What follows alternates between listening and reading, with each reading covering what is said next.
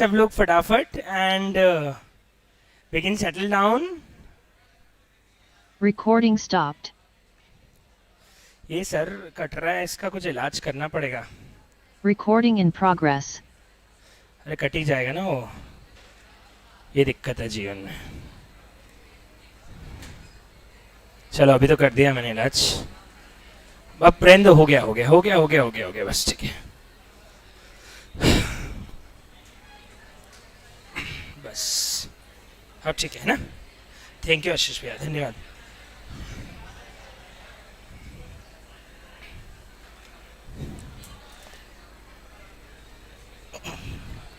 चलिए, so very very good morning to all of you. अब सबसे पहले क्या चर्चा करनी है अपने को, मैंने आपको बोला भी था और बड़े कॉन्फिडेंस के साथ बोला था कि एक बार पेपर आने दो, कल का पेपर आने दो. पेपर आने के बाद आप खुद बोलोगे कि कितना इजी और जो जो चीज़ें हमने पढ़ी है वही पूरा आया है. सो अभी अपने को कल जो पेपर हुआ है उसका एक बार ओवरव्यू लेना है. मतलब कैसा पेपर था, क्या था, कौन कौन से क्वेश्चंस नोट्स में से थे, या उसका एक छोटा सा आपको आइडिया लग जाएगा, है ना. और फिर बताऊंगा कि मतलब बच्चों को पेपर देने के बाद वो भी देख लेंगे अपन. पहले ना मुद्दा था पेपर पे. पेपर में आपको दिखा देता हूं. ये था पेपर का पहला क्वेश्चन. ओके, अब आप सब लोग देखिएगा ध्यान से, क्वेश्चन को पढ़िए. क्वेश्चन में लिखा है कोई मंकी पॉक्स वैक्सीन की डिसीज का वैक्सीन बना रहे हैं हम लोग, है ना. 1600 मंकी पॉक्सेस का अपने को ऑर्डर आया है एक, और एट ए टाइम एक बार में 80 वैक्सीन कंपनी बनाती है. 80 वैक्सीन को बनाने में मटेरियल लग रहा है, लेबर लग रहा है और लैब सेटअप लगता है ना. ओवरहेड्स है 20% ऑफ द वेजेस और 20% of the total production cost को सेलिंग, डिस्ट्रीब्यूशन और एडमिनिस्ट्रेशन के नाम से चार्ज करना है. चलो कैलकुलेटर में मेरे साथ टाइप करो. सबसे पहले आप सब लोग टाइप करो 4250 plus 500 plus 1400. 4250 plus 500 plus 1400. Prime cost कितनी आ गई हमारी एक बैच की 6150. मुझे बताओ 6150 एक बैच की 80 वैक्सीन की. चलो अपन अभी एक बैच भी रहते हैं. 6150 में ओवरहेड जोड़ने 20% ऑफ दी वेजेस कितनी है अपनी 500 का 20% 100 रुपए जोड़ दो. अब बताओ टोटल फैक्ट्री कॉस्ट है, वर्क कॉस्ट कितनी है 62. ये मेरी प्रोडक्शन कॉस्ट है, ये मेरी प्रोडक्शन कॉस्ट है 6250 में बोल रहे हैं 20% of the production cost selling, distribution और एडमिनिस्ट्रेशन के नाम से चार्ज करना है. तो प्रोडक्शन कितनी कॉस्ट है 6250, उसका 20% और जोड़ दो. अब आपकी टोटल कॉस्ट आ गई 7500. अब बोल रहे हैं कि अर्न करना है 25% प्रॉफिट किसके ऊपर, सेल वैल्यू के ऊपर. मतलब 7500 किसके बराबर हो जाएगा 75. तो आप बताओ सेल वैल्यू कितनी आएगी 10,000 कितने वैक्सीन 10,000 कितने वैक्सीन की आएगी 80 डिवाइड बाय 80 इंटू 1600 कर लो. ये 10,000 जो है 80 वैक्सीन की है 2 लाख, और उसको 2 लाख रुपए की सेल्स वैल्यू आ गई, उसे डिवाइड बाय 1600 करके पर यूनिट सेल प्राइस भी निकाल लो 100. This is the answer 5 marks. पहला क्वेश्चन पूरा कैलकुलेटर पे सॉल्व कर लिया. कितने नंबर का क्वेश्चन था 5 नंबर का. चलिए अगला क्वेश्चन देखते हैं. ये question actually service sector costing का है, लोन वाला. And again question is very easy. मैंने आपको एक मॉड्यूल में ऐसा क्वेश्चन कराया था कि बैंक का एक लोन डिपार्टमेंट है, उस लोन डिपार्टमेंट में सुपरवाइजर है, ये है वो है, और ओवरहेड पूरे लोन डिपार्टमेंट के हाउसिंग लोन डिपार्टमेंट वाला एक क्वेश्चन था. एग्जैक्टली यहाँ हाउसिंग लोन का नाम चेंज करके बस क्या नाम रख दिया गया एजुकेशन लोन और व्हीकल लोन. ठीक है, अगर अपन क्वेश्चन को पढ़े तो सबसे पहले क्वेश्चन क्या बोलता है, एबीसी लिमिटेड की एक ब्रांच है जो कि व्हीकल और एजुकेशन लोन को प्रोसेस करने के लिए खोली गई है. ठीक है, 25% of the overheads cost of the branch are estimated to be applicable to the processing of vehicle loan and education loan each. मतलब जो भी कंपनी के ओवरऑल लोन डिपार्टमेंट का खर्चा है उसका 30% ओवरहेड किसका है, ओवरहेड्स कितना 30% किसका है एजुकेशन लोन का, और 30% किसका है व्हीकल लोन का. ईच वर्ड यूज हुआ है. मतलब जो भी कंपनी के ओवरऑल लोन डिपार्टमेंट के ओवरहेड्स होंगे उसका 30% जाएगा व्हीकल लोन को और 30% ही जाएगा एजुकेशन लोन को. ठीक है, ब्रांच में 4 एम्प्लॉय है 50,000 की सैलरी पे, वो एक्सक्लूसिवली फॉर व्हीकल लोन है, और 2 एम्प्लॉयज हैं 70,000 की सैलरी पे जो कि एक्सक्लूसिवली फॉर एजुकेशन लोन है।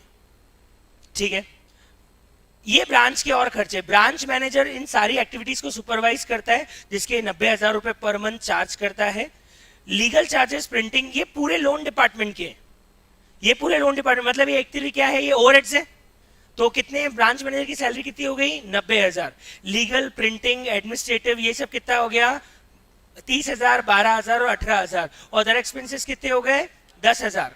एक काम करो, पहले तो अपन एक काम करते हैं, सिंपल इसका कैलकुलेटर पे भी सॉल्व कर सकते हैं। अपन पहले व्हीकल लोन का कैलकुलेट कर लेते हैं। चलो, व्हीकल लोन को सबसे पहले तो सैलरी बांटनी है। कितनी सैलरी, महीने भी चल रहे हैं, महीने भी चलेंगे। एक बंदे की सैलरी कितनी है, 50,000। कितने एम्प्लॉय व्हीकल लोन में, 4, तो सैलरी ले लो कितनी, 2 लाख। एक तो ये व्हीकल लोन में जाएगा, इसको तो एम प्लस में डाल दो, डाल दिया। अब इन तीनों खर्चों, चारों खर्चों का टोटल करो, 90,000 प्लस 30,000 प्लस 12,000 प्लस 18,000 प्लस 30,000। इन चारों का टोटल करो, 90 प्लस 30 प्लस 12 प्लस 18 प्लस 10, 1,60,000 का 30% ले लो, 48,000। अभी ऊपर कितना, उसको भी एम प्लस में डाल दो। अब मुझे बताओ टोटल व्हीकल लोन की कॉस्ट कितनी आ गई, 2 लाख। और उन्होंने बोला compute the cost of processing vehicle loan on the assumption that 496 vehicle loan are process in each month. तो इसे 496 से डिवाइड कर लो, जो कॉस्ट आई। यही हमारा पहले वाले पार्ट का आंसर है। नहीं आया समझ में, व्हीकल लोन की सैलरी, व्हीकल लोन के ओवरहेड्स, ये व्हीकल लोन की कॉस्ट आ गई, उसे डिवाइड बाय 496 व्हीकल लोन से डिवाइड कर लिया। तो आप मुझे बताओ मेरा पर व्हीकल लोन कितने का कॉस्ट निकल के आया, 500। अगर अपन दूसरे में भी निकाले तो सेम करना है, पर इसमें एक इंटरेस्टिंग लाइन लिखी हुई है, number of education loan application processed if the total processing cost per education loan is same as the vehicle loan. अब उन्होंने क्या बोला, उल्टा क्वेश्चन। उन्होंने बोला कि हमारी व्हीकल लोन की पर व्हीकल लोन कॉस्ट कितनी आ चुकी है, 500। बोले पर एजुकेशन लोन में कितनी कॉस्ट लेके आनी है, 500। तो आपको कॉस्ट निकाल लेते हैं, चलो पहले पर ऊपर से कॉस्ट निकाल लेते हैं। एजुकेशन लोन में कितने एम्प्लॉय लग रहे हैं, 70,000 के 2, मतलब 1,40,000 को तो एम प्लस में डाल दो। पहले 0 कर देना सब कुछ, और फिर 1,40 को एम प्लस में डाल दो, डाल दिया। उसके बाद में 1,60,000 का 30% वापस से 48,000 रुपए एम प्लस में डाल दो। ठीक है, टोटल आ गया 1,88,000 टोटल कॉस्ट है। और एक एजुकेशन लोन की कॉस्ट कितनी आनी चाहिए, 500। तो आप निकाल लो नंबर ऑफ एजुकेशन लोन कितने बांटने पड़ेंगे, 370।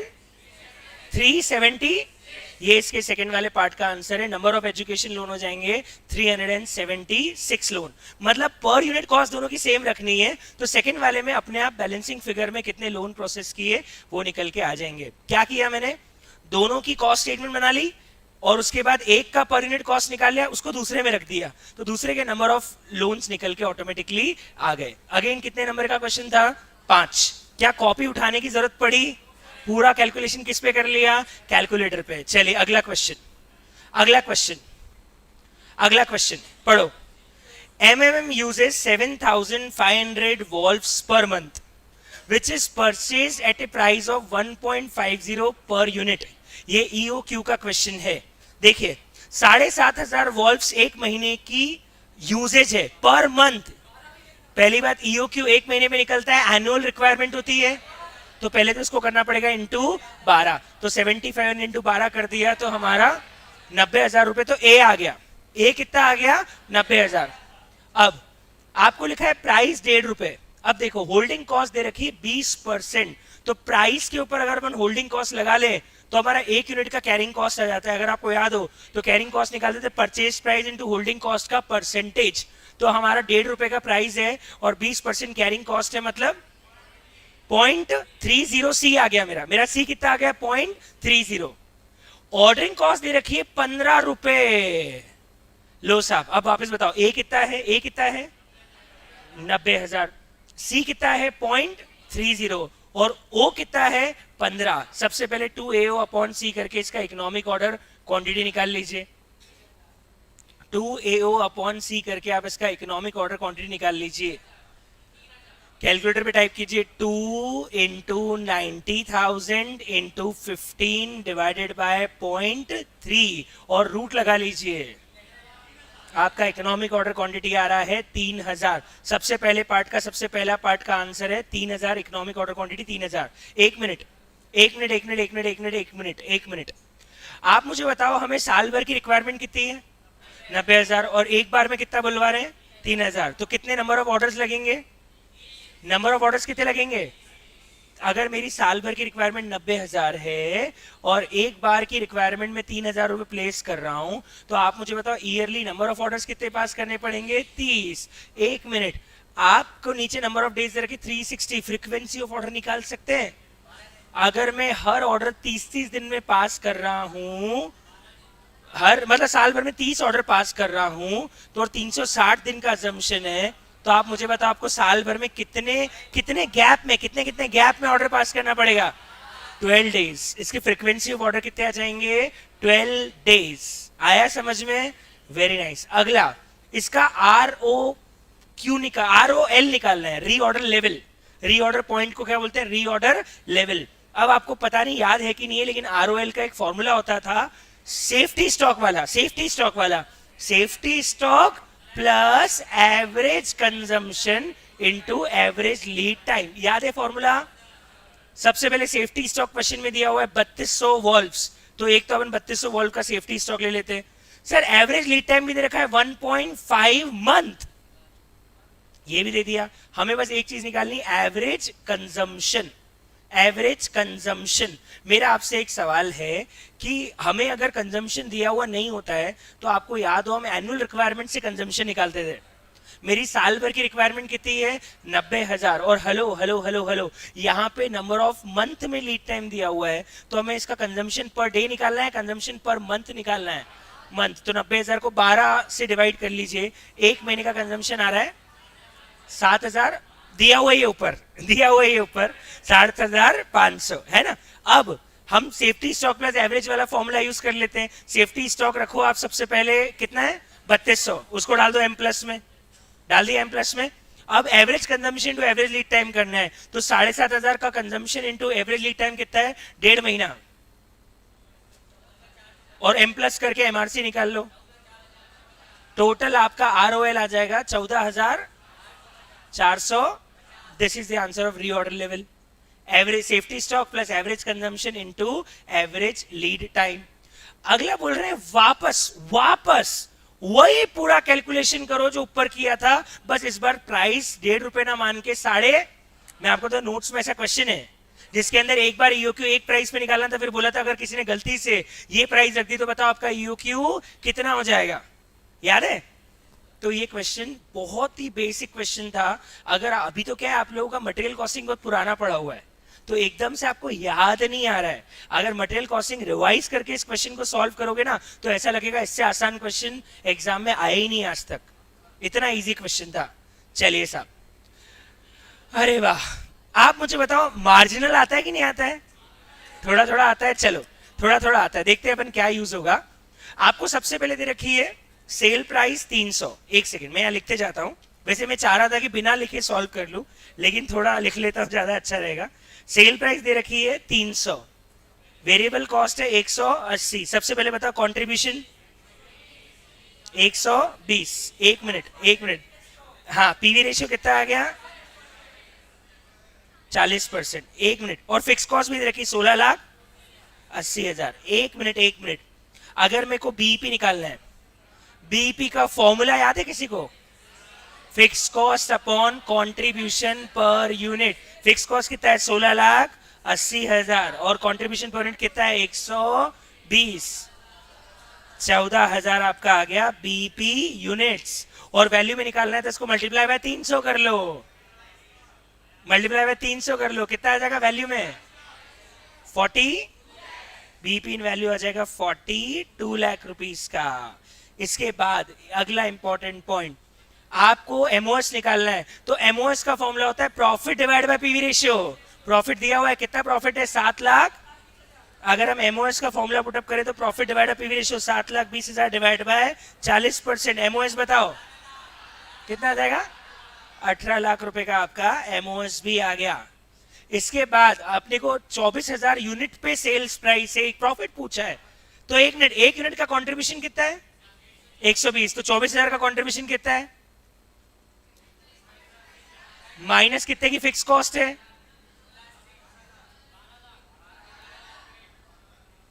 एग्जैक्ट 12 लाख। 24,000 यूनिट है और 24,000 यूनिट इंटू 1 यूनिट का कंट्रीब्यूशन 120 रुपए। टोटल कंट्रीब्यूशन कमाया 28,80,000 माइनस फिक्स कॉस्ट है 16,80,000 की, तो प्रॉफिट बचेगा आपका 12 लाख। ओके, अगेन 10 लाख का प्रॉफिट कमाने के लिए कितनी सेल करनी पड़ेगी? 1 मिनट। 10 लाख का प्रॉफिट और फिक्स कॉस्ट कितनी है? 16 लाख। मतलब कंट्रीब्यूशन कितना कमाना है? 26 लाख। 26,80,000। पीवी रेशियो कितना है?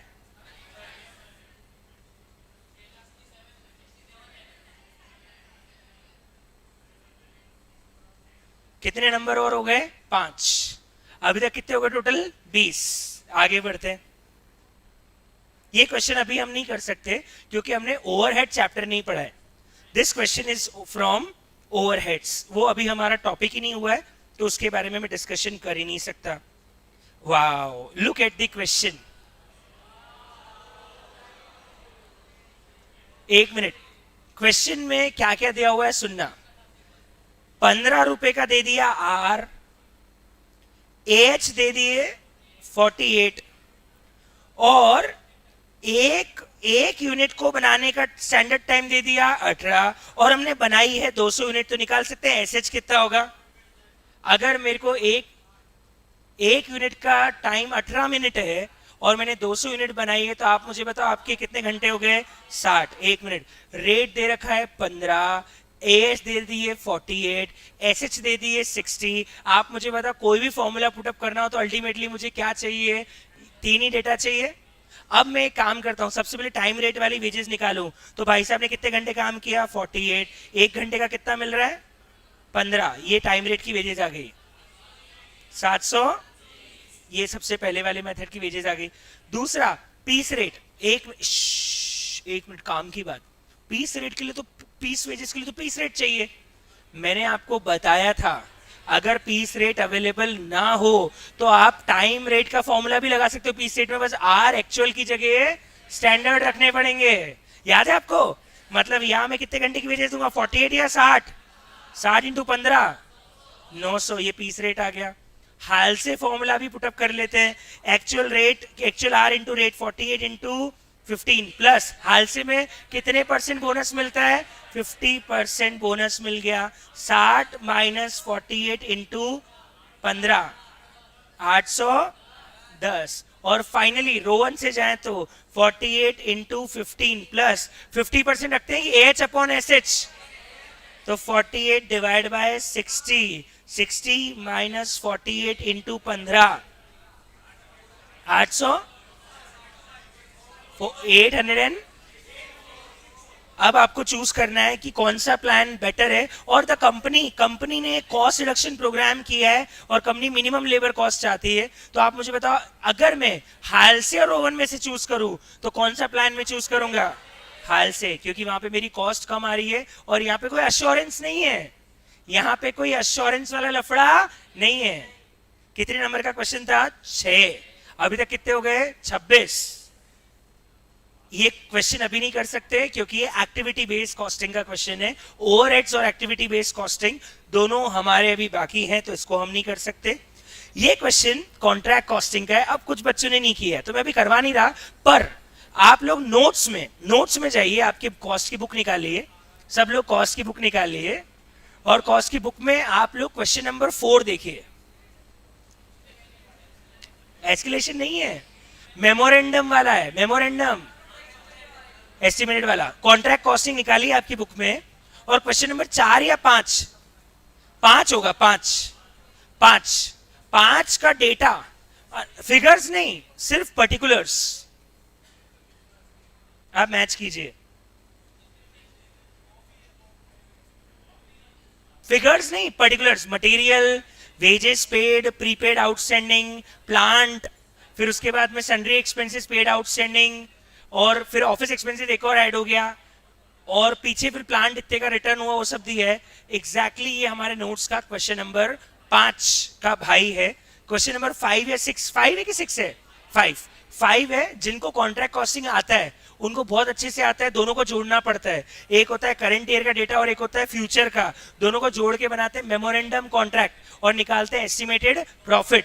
एग्जैक्ट यही पूछा है, आप इवन उसकी और उसकी रिक्वायरमेंट पढ़ लो। मेरे को जो यहाँ क्वेश्चन में दिया था वहां भी प्रिपेयर कॉन्ट्रैक्ट अकाउंट था, यहाँ पे भी कॉन्ट्रैक्ट, वहां पे भी एस्टिमेट प्रॉफिट निकालना है, इसमें भी एस्टिमेटेड प्रॉफिट निकालना है। तो एग्जैक्ट 10 नंबर का क्वेश्चन, आपके नोट्स का क्वेश्चन नंबर 5, सिर्फ फिगर अलग है, सारा data exactly same, exactly same. 10 number कितने हो गए? 26 और 10, 10 नंबर का ही था ना, एक बार देख लो। 10, 26 और 10 36। चलिए एक मिनट, नहीं प्रोसेस कहाँ था? अच्छा प्रोसेस, हाँ ये क्वेश्चन अपन ने मॉड्यूल में भी था, पास्ट एग्जाम में भी था और क्लास में भी किया हुआ है। सर कहाँ में, हम नहीं मानेंगे। एक सेकेंड रुकना। प्रोसेस आपकी शीट निकाल लेता हूं मैं, जो अभी हमने लेटेस्ट पढ़ा है, ये रहा है ना।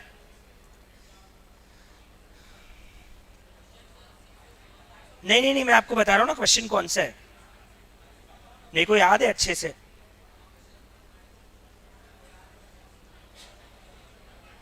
चलो ये क्वेश्चन नवंबर 19 की एग्जाम का है, मैंने आपको होमवर्क में दिया था, है ना, और आप लोगों ने किया भी था। मैंने नीचे इसके आंसर्स भी पूरे के पूरे लगा रखे हैं, है ना। अब इस क्वेश्चन का स्ट्रक्चर देखना। रॉ मटेरियल, अब मैं एक काम करता हूं, स्क्रीन डबल कर लेता हूं और आपको पास में एक और ये स्क्रीन ले आते हैं अपन।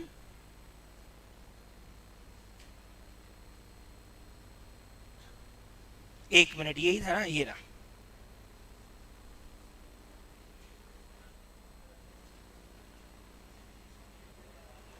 ये रहा क्वेश्चन, ये देखिएगा, एक बार इसको देखिएगा। मैं एक सेकंड पहले इधर का साइज बड़ा कर लेता हूं, इधर देख लिया, अच्छे से देख लेना। Process 1 2, raw material issued, raw material cost, transfer, normal loss, wages, direct expenses, overhead. अब ये देखो,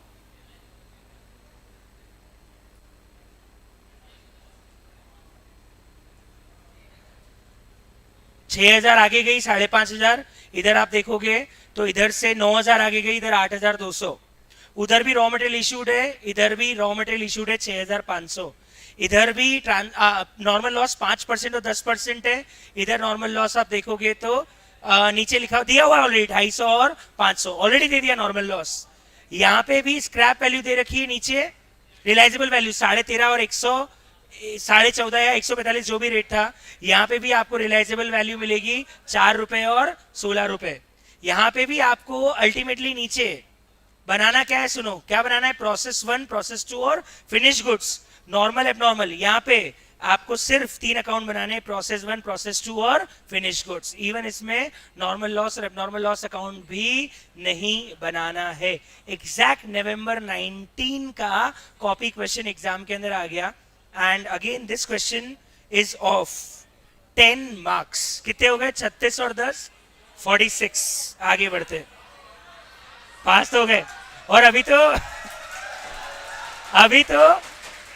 तो ओवरहेड और एक्टिविटी बेस्ड कॉस्टिंग का तो छोड़ दिया अपन ने, ओवरहेड और एक्टिविटी बेस्ड कॉस्टिंग तो छोड़ ही दिया अपन ने। 10-10 नंबर के 2 क्वेश्चन तो देखे ही नहीं अपन ने। अब एक मिनट,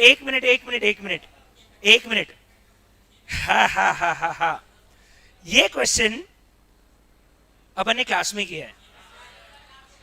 टी, कॉफी, कार्डमम, चाय लगाऊं, कॉफी लगाऊं, कार्डमम लगाऊं, और उसमें मिनिमम इतना हेक्टेयर लेना पड़ेगा, मैक्सिमम इतना हेक्टेयर लेना पड़ेगा। कम से कम वो याद है 400 हेक्टेयर जमीन थी, 320 हेक्टेयर तो मिनिमम देना था, हमें 80 हेक्टेयर का बंटवारा करना था। हमने पहले कॉफी को बांटा, बची हुई जमीन टी को बांटी थी। नाम इन्होंने चेंज करके टी, कॉफी और कार्डमम की जगह लिख दिया व्हीट, राइस और मेज। अगर आपको क्वेश्चन कंपेयर करना है तो just a second, marginal costing की फैक्टर, क्वेश्चन नंबर 17 या 19 कौन सा है? की फैक्टर का 17 या 19वां कुछ क्वेश्चन होगा। 19।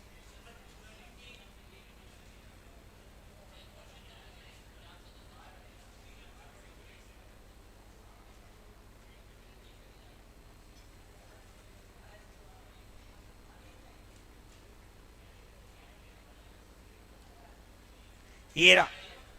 अब इसके साथ उस क्वेश्चन को भी खोल लेते हैं। एक मिनट। अच्छा, पूरा पेपर ही खुल जाएगा क्या? ऐसे नहीं जाते हैं अपन।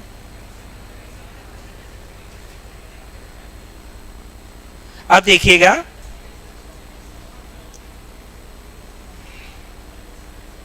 ये रहा क्वेश्चन। यहां पे लिखा है व्हीट, राइस और मेज। हमारे क्वेश्चन में लिखा है टी, कॉफी और कार्डमम। यहां पे लिखा है ईल्ड इन केजीज पर हेक्टेयर। यहां पे भी लिखा है ईल्ड इन केजीज पर हेक्टेयर। यहां पे भी लिखा है सेल प्राइस, यहां पे भी लिखा है सेल प्राइस। यहां पे भी लिखा है लेबर चार्जेस। एक मिनट, यहां देखना, यहां पे भी लिखा है लेबर चार्जेस। यहां पे भी लिखा है पैकिंग, यहां पे भी लिखा है पैकिंग। यहां पे लिखा है अदर कॉस्ट, यहां पे भी लिखा है अदर एक्सपेंसेस। फिर नीचे यहां पे लिखा है मिनिमम मैक्सिमम हेक्टेयर। ये रहा मिनिमम और मैक्सिमम हेक्टेयर। दिख रहा है आपको? मतलब पूरे क्वेश्चन के अंदर सिर्फ और सिर्फ नंबर्स अलग है और नाम अलग है, बाकी पूरा डेटा एग्जैक्टली सेम है। अब आप इसको किस्मत बोलो या क्या भी बोलो, ये क्वेश्चन कभी मॉड्यूल में था ही नहीं, ये क्वेश्चन कभी पास्ट एग्जाम में भी नहीं आया। ये क्वेश्चन सीए फाइनल के मॉड्यूल से मैंने लिया था और किस्मत से वो इंटर में आ गया। ये क्वेश्चन सीए फाइनल का था, ठीक है।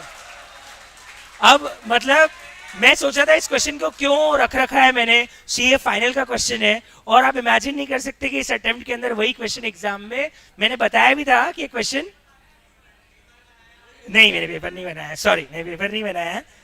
काश ऐसा हो पाता, है ना। चले, फिर तो मैं बोलता एक एक बच्चा 50-50 हजार रुपए, है ना। चले आते हैं आगे। और एक मिनट, हेलो, अभी तक कितने हो गए? 10 नंबर का एक और क्वेश्चन, कितने हो गए? 56। अभी सुनो आगे अगला क्वेश्चन। एक मिनट। कॉस्ट शीट जल्दी चाहिए। सुपर पेन, नॉर्मल पेन वाला क्वेश्चन किया हुआ है, नोट्स के अंदर निकालो। Yes, super pen, normal pen वाला क्वेश्चन आपकी कॉस्ट शीट के नोट्स में जल्दी निकालो। टेस्ट में भी आया था, कॉस्ट शीट के टेस्ट में भी आया था, नोट्स में भी था,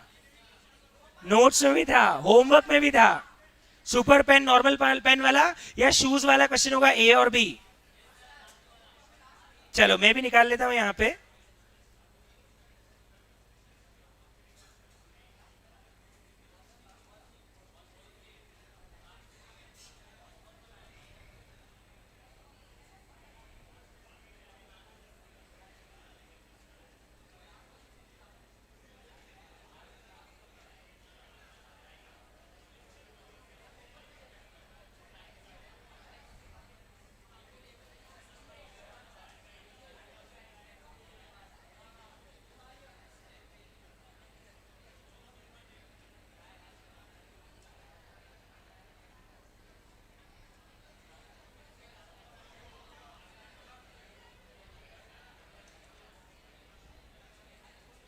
ये रहा क्वेश्चन, ओके।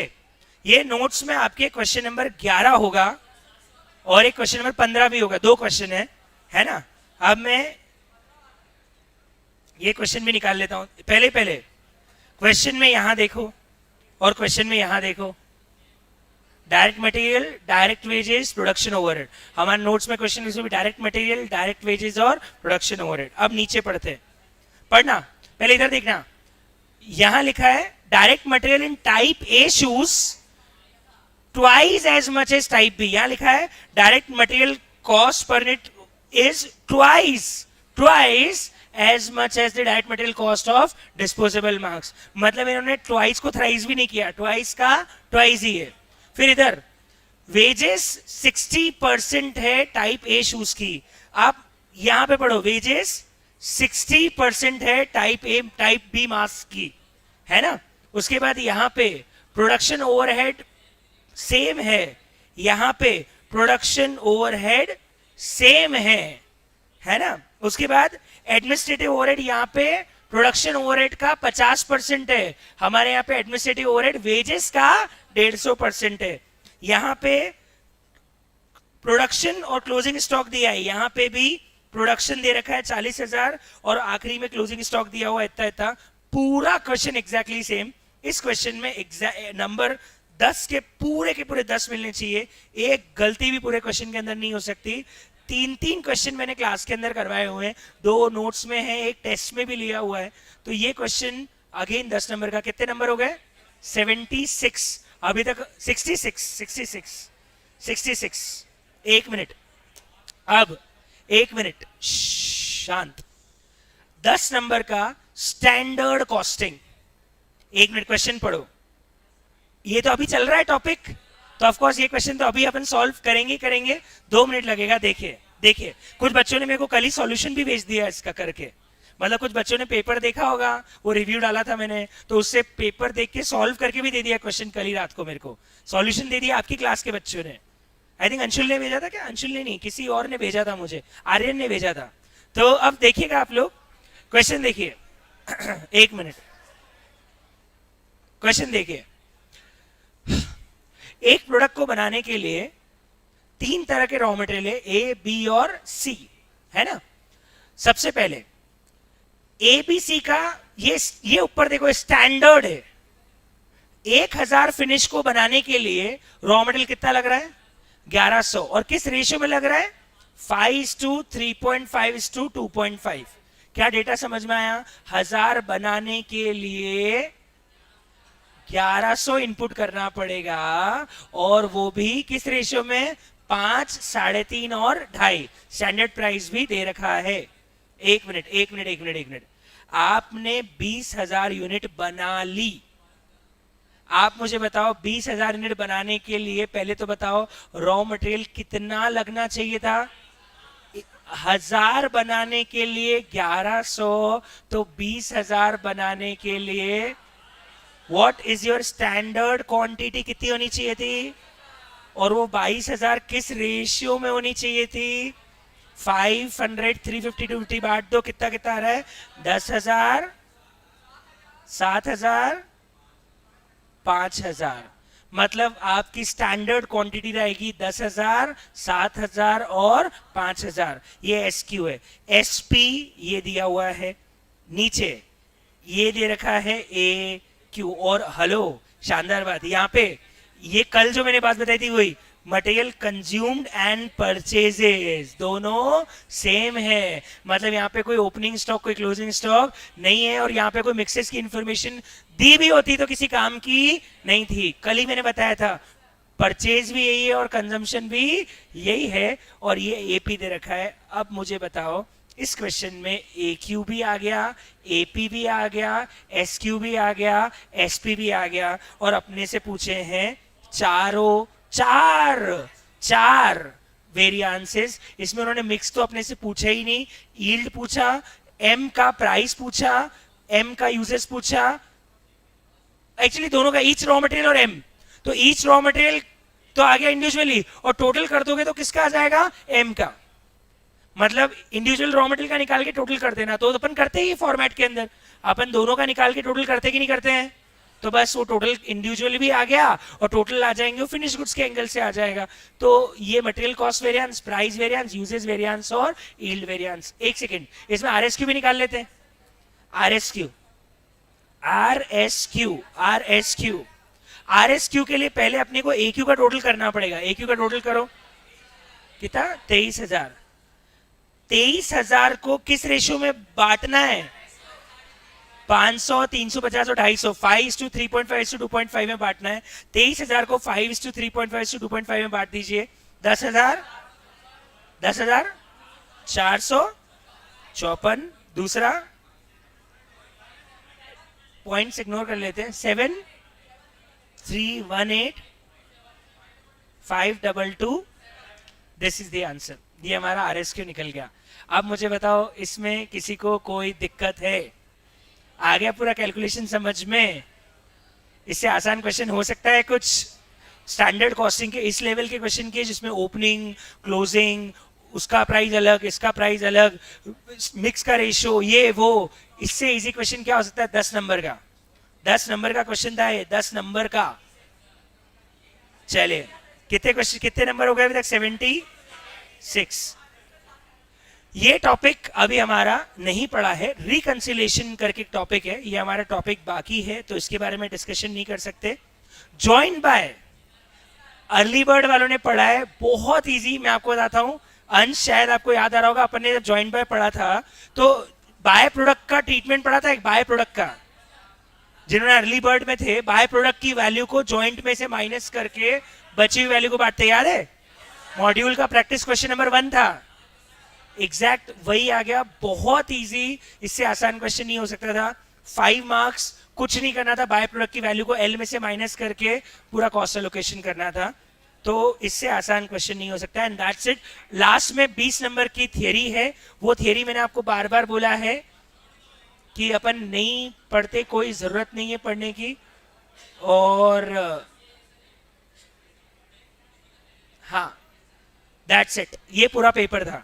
अब सर हमारे तो 76 ही आ रहे हैं, बाकी क्यों नहीं आ रहे हैं? चैप्टर पढ़ने बाकी ना अभी अपने, अभी अपन ने चैप्टर पढ़ने बाकी है। उन चैप्टर्स में से थे 25 नंबर के क्वेश्चन। मतलब जितने चैप्टर्स हमने पढ़े, आप मुझे बता दो एक भी ऐसा क्वेश्चन नहीं था जो आपको एग्जाम में दिक्कत दे। पूरा कैलकुलेशन हम लोगों ने यही कर लिया, यही कर लिया पूरा कैलकुलेशन। और वो क्वेश्चन नोट से भी बहुत सारे मिलते जुलते क्वेश्चन आ गए।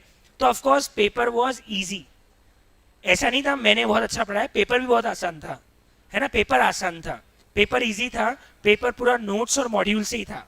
हाँ, पर कुछ क्वेश्चन ऐसे थे जो मॉड्यूल में नहीं है, किस्मत से नोट्स में आ गए। किस्मत थी, लक थी कि वो नोट्स में रह गए, और नोट्स में रहने से वो एग्जाम में पता नहीं कहां से आ भी गए, और वो फाइनल से उठा के दे दिया क्वेश्चन। तो अब ये बड़ी बात है कि वो नोट्स में मिल गया किस्मत से। बाकी एक क्वेश्चन वो था ऐसा, बाकी question not at all difficult, कोई भी बहुत डिफिकल्ट इसके अंदर नहीं था। तो अब मैं आपको एक पेपर डिस्कशन इसीलिए करना चाह रहा था, आपको मैं बताऊं कि आप कॉस्ट के पेपर में बिल्कुल भी मत घबराइए। आपको कॉस्ट में बस जिस तरीके से मैं बता रहा हूं उस तरीके से आप पढ़ते रहिए। और आप देख सकते हो इस पेपर को देखने के बाद 90 प्लस कितने बच्चों के आने वाले हैं, ढेर। आपको गारंटी के साथ बता दूं 90 प्लस मार्क्स इतने बच्चों के आएंगे इस पेपर के होने के बाद कि आप, इसलिए मैं 90 प्लस पे कमिटमेंट नहीं करता हूं कुछ भी गिफ्ट का, चॉकलेट ही करता हूं। मैंने बोला भी था 90 प्लस में मैं कोई घड़ी वड़ी नहीं दूंगा, क्योंकि बहुत सारे हैं, है ना? 95 प्लस होगा तो अपन विचार करेंगे। 90 प्लस, हाँ मतलब विचार मतलब हाँ 90 प्लस में तो चॉकलेट मिलेगी खाली, है ना? चले, so this is about the paper. अब जीएसटी का पेपर होगा कल परसों, लेकिन जीएसटी के पेपर में तो अभी हमने कुछ ऐसा पढ़ा है नहीं, तो हम जीएसटी का पेपर में ज्यादा कुछ डिस्कशन कर नहीं पाएंगे। 2 तो टॉपिक पढ़े हमने टोटल मिला के अभी। तो this is all about the cost paper. अब हम लोग स्टैंडर्ड कॉस्टिंग ही स्टार्ट कर लेते हैं, स्टैंडर्ड कॉस्टिंग स्टार्ट कर लेते हैं। और चलिए, तो जीएसटी करना है, स्टैंडर्ड कर लेते हैं।